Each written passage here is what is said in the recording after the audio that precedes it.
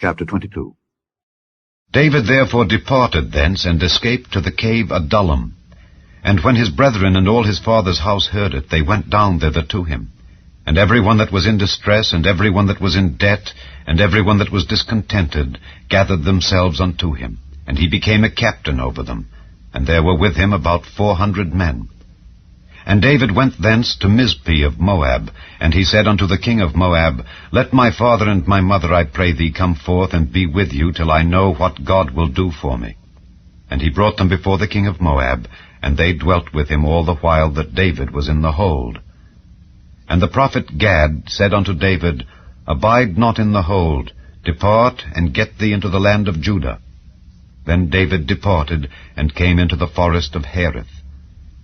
When Saul heard that David was discovered, and the men that were with him, now Saul abode in Gibeah under a tree in Ramah, having his spear in his hand, and all his servants were standing about him. Then Saul said unto his servants that stood about him, Hear now, ye Benjamites, will the son of Jesse give every one of you fields and vineyards, and make you all captains of thousands and captains of hundreds, that all of you have conspired against me, and there is none that showeth me that my son hath made a league with the son of Jesse, and there is none of you that is sorry for me, or showeth unto me that my son hath stirred up my servant against me, to lie in wait, as at this day?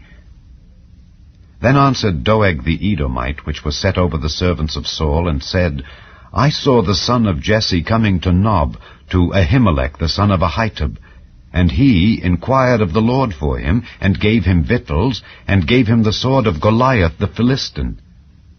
Then the king sent to call Ahimelech the priest, the son of Ahitub, and all his father's house, the priests that were in Nob. And they came all of them to the king. And Saul said, Hear now, thou son of Ahitub.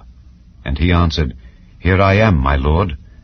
And Saul said unto him, Why have ye conspired against me, thou and the son of Jesse, in that thou hast given him bread and a sword, and hast inquired of God for him, that he should rise against me to lie in wait, as at this day?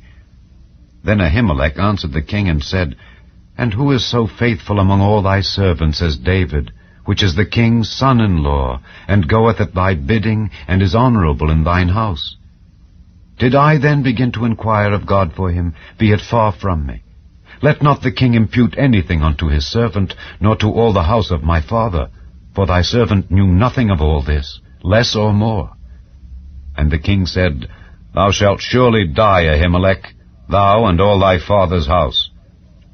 And the king said unto the footmen that stood about him, Turn and slay the priests of the Lord, because their hand also is with David, and because they knew when he fled and did not show it to me. But the servants of the king would not put forth their hand to fall upon the priests of the Lord. And the king said to Doeg, Turn thou and fall upon the priests.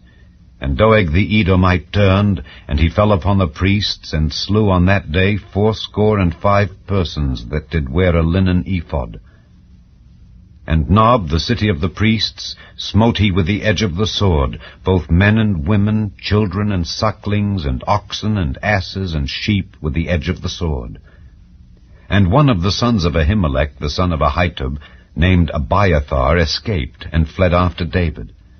And Abiathar showed David that Saul had slain the Lord's priests. And David said unto Abiathar, I knew it that day when Doeg the Edomite was there, that he would surely tell Saul. I have occasioned the death of all the persons of thy father's house.